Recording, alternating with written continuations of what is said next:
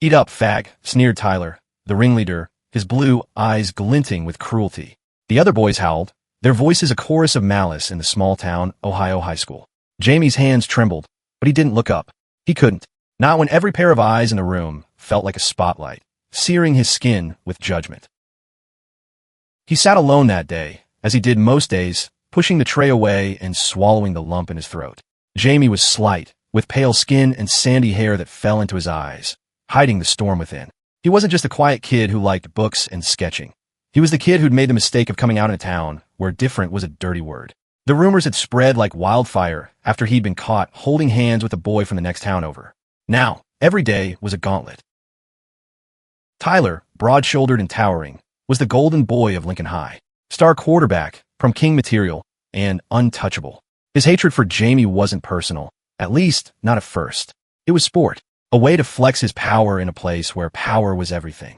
But for Jamie, it was survival. He learned to keep his head down, to move through the halls like a ghost, to pretend the slurs didn't carve pieces out of him.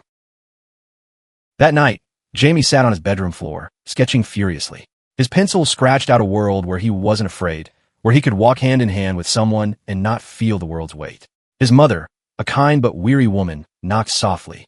"You okay, sweetheart?" she asked, her voice heavy with worry she didn't know how to fix.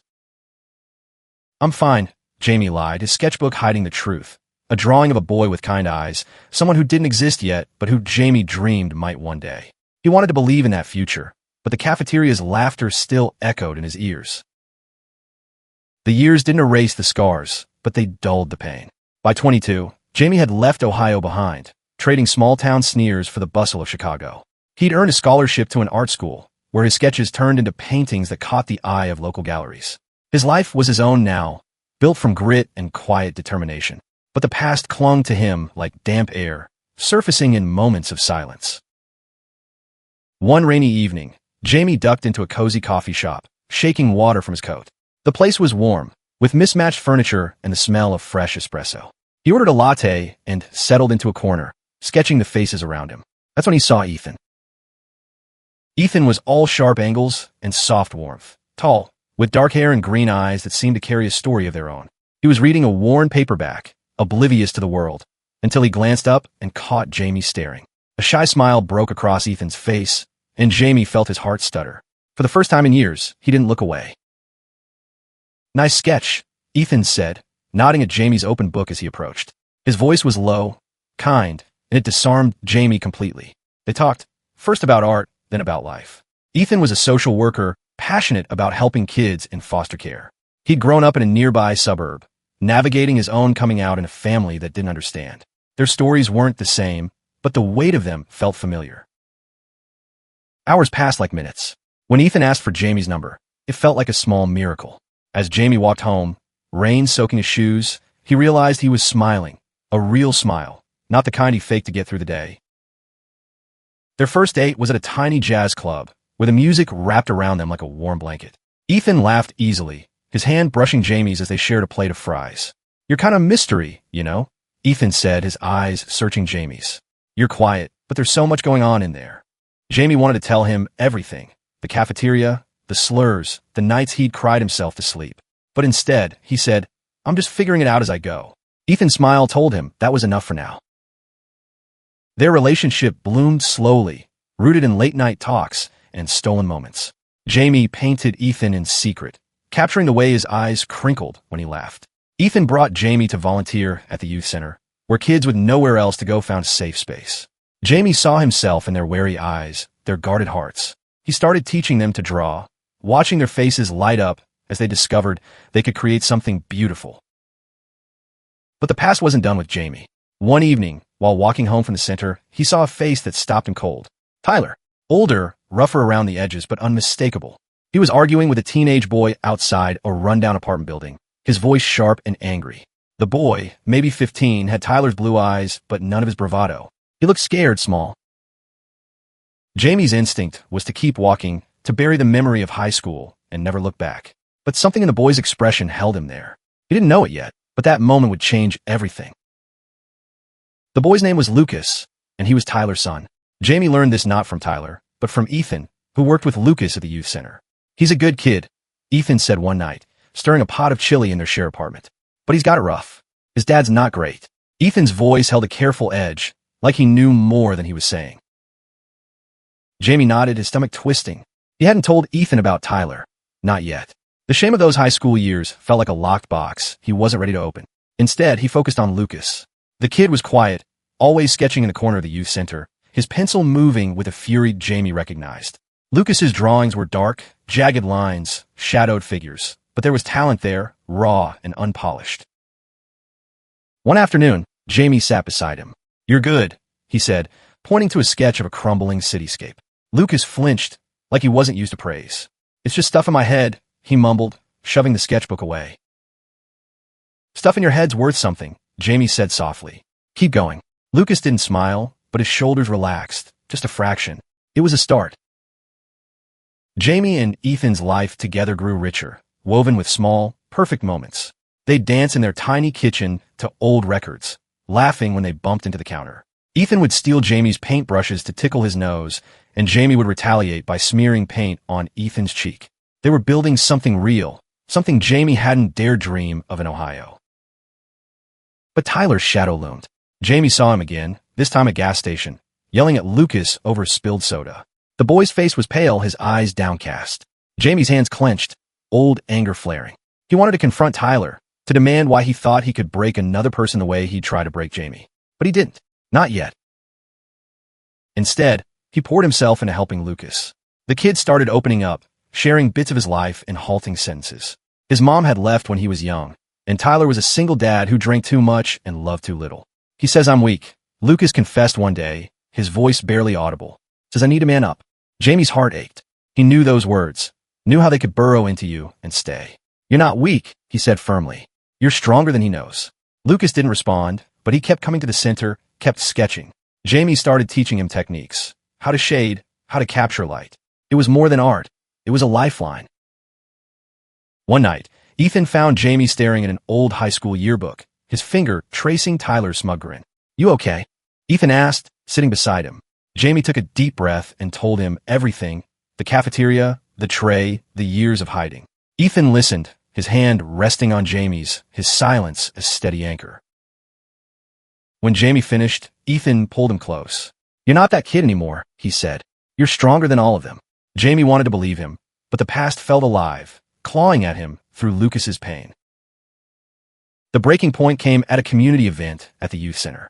Tyler showed up, uninvited, his face flushed with alcohol. He stormed in, shouting at Lucas to stop wasting time with this artsy crap. The other kids froze, and Jamie felt his pulse spike. He stepped forward, placing himself between Tyler and Lucas. "Leave him alone," Jamie said, his voice steady despite the tremor in his chest. Tyler's eyes narrowed, recognition flickering. "You," he spat, like the word was poison. "Still causing trouble, huh?" The room was silent, all eyes on them. Jamie didn't back down. "He's your son," he said. "He deserves better than this." Tyler laughed, a harsh, ugly sound, but he left, slamming the door behind him. Lucas stood frozen, tears in his eyes. Jamie knelt beside him. "You're okay," he said softly. "You're enough." That night, Jamie and Ethan sat on their couch, the weight of the day heavy between them. "You did good," Ethan said, his hand squeezing Jamie's. "You gave that kid something he's never had." Jamie nodded, but his mind was racing. He couldn't save Lucas from Tyler. Not yet. But he could be there, every day, showing him he was worth more than his father's cruelty. Months passed, and Lucas became a fixture in Jamie's life. The kid's sketches grew bolder, his lines more confident. He started smiling, small at first, then brighter, especially when Jamie praised his work. But Tyler's presence was a dark cloud. He'd show up sporadically, always angry, always leaving Lucas quieter than before. Jamie and Ethan talked about it late one night, lying in bed with the city's hum outside their window. "We could report him," Ethan said, his voice heavy with the weight of his work. "Get child services involved." Jamie hesitated. He knew the system could help, but it could also break things apart. Lucas needed stability, not more chaos. Instead, they doubled down on the youth center. Jamie organized an art showcase, giving Lucas a chance to display his work. The kid was nervous, fidgeting as people admired his sketches. When a local gallery owner offered to feature one of his pieces, Lucas's eyes widened, like he couldn't believe it was real. Jamie felt a surge of pride, like he was watching a version of himself heal. But healing was never linear. One evening, Jamie got a call from Lucas, his voice shaky. "He's drunk again," Lucas whispered. "I don't know what to do." Jamie was out the door before Ethan could grab his keys. They found Lucas outside his apartment, a bruise blooming on his cheek. Tyler was inside, shouting at nothing. Ethan called the police while Jamie sat with Lucas on the curb, wrapping his jacket around the boy's shoulders. "You're not alone," Jamie said, his voice fierce. "You hear me? You're not alone." Lucas nodded, tears falling silently.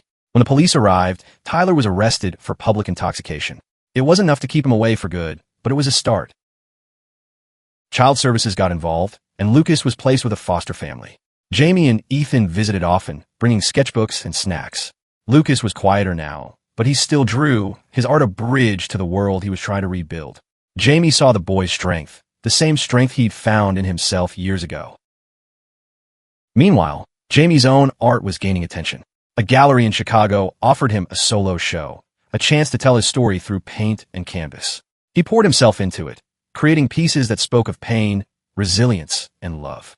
One painting, a vibrant swirl of colors depicting two hands clasped under a sunset, was inspired by Ethan. When Ethan saw it, he pulled Jamie into a kiss, right there in the studio, paint smudging their clothes. "You're incredible," Ethan whispered. Jamie felt the truth of it, not just in Ethan's words, but in the life they'd built. They were a team, facing the world together, and it gave Jamie the courage to face what was coming. Tyler's trial was small, but tense. He faced charges of child endangerment, and Jamie testified about the night at the youth center, his voice steady as he described Tyler's rage. Lucas didn't have to speak, but his presence in the courtroom, clutching a sketchbook, said enough. Tyler was sentenced to community service and mandatory counseling, with supervised visits to Lucas. It wasn't perfect, but it was a step towards safety. After the trial, Jamie took Lucas to the gallery show. The boy walked through the exhibit, eyes wide at the paintings. When he saw one, a stark image of a tray covered in filth, surrounded by laughing shadows, he stopped. "That's you, isn't it?" he asked quietly. Jamie nodded. "It was, but not anymore." Lucas looked at him, something like hope in his eyes. "You made it out," he said. "Yeah," Jamie replied, his voice thick. "And you will too." The gallery show was a success, with Jamie's paintings selling faster than he'd expected.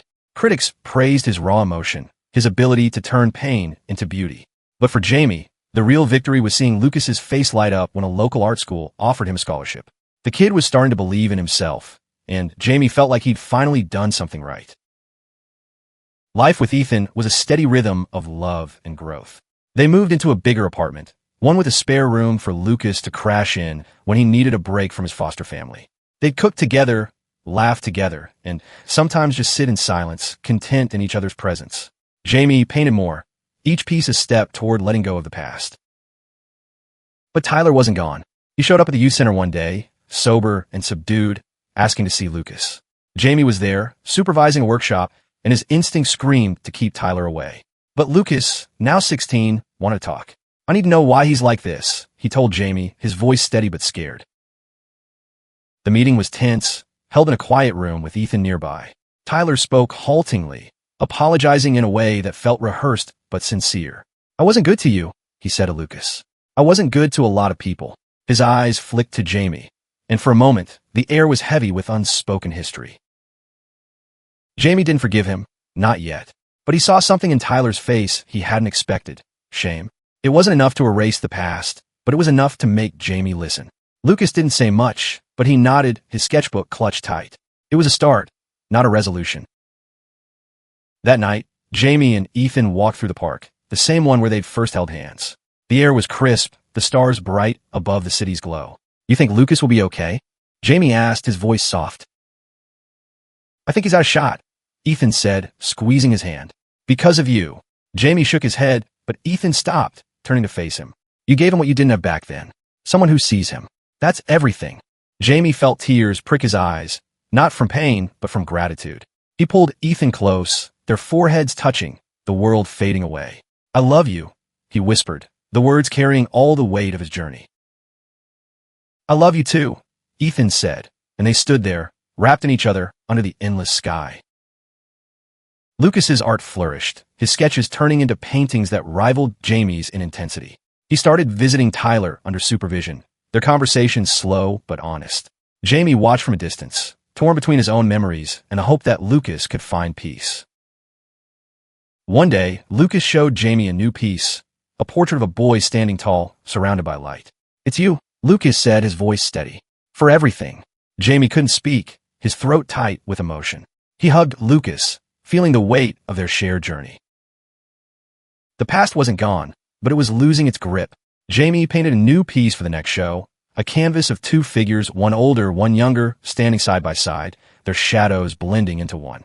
It was called Redemption, and it hung in the gallery with a small note, "For those who rise." Years later, Jamie stood in a new gallery, his work now known across Chicago and beyond. Ethan was by his side, their hands clasped as they greeted guests. Lucas, now 19, was there too, his own art featured in a corner of the exhibit. He'd grown into a quiet confidence, his smile a testament to the life he'd fought for. Tyler was there, too, standing awkwardly at the edge of the crowd. He'd been sober for 2 years, attending every court-mandated session and more. He and Lucas weren't close, but they were trying, building something fragile but real. Jamie watched them talk, their voices low, and felt a strange peace. He didn't know Tyler forgiveness, but he could let go of the hate. It was enough. The centerpiece of the exhibit was a massive painting, a vibrant, chaotic swirl of colors that resolved into two hands reaching for each other, a tray of filth fading into the background. The title was simple: "They fed me dirt, I grew flowers." The crowd murmured, moved by the story it told, but only a few knew its truth. After the show, Jamie and Ethan hosted a small dinner at their apartment. Lucas brought his foster siblings, and the room was filled with laughter and warmth. They ate together, a meal made with love, not scorn. Jamie looked at Lucas, at Ethan, at the life they'd built, and felt something he hadn't as a boy: wholeness. Later, as he and Ethan cleaned up, Jamie paused, a dish in his hand. "You ever think about how far we've come?" he asked. Ethan smiled, drying his hands and pulling Jamie close. "Every day," he said, "and I'm so damn proud of you." They stood in the kitchen, the city alive outside, their love a quiet strength. Jamie thought of the boy in the cafeteria, the one who'd been fed dirt and told he was nothing. He'd fed that boy's spirit, not with anger, but with art, with love, with the courage to rise. And in doing so, he'd fed Lucas, too, giving him the chance to grow beyond his father's shadow. The past would always be there, but it no longer defined them. They'd built something better, together.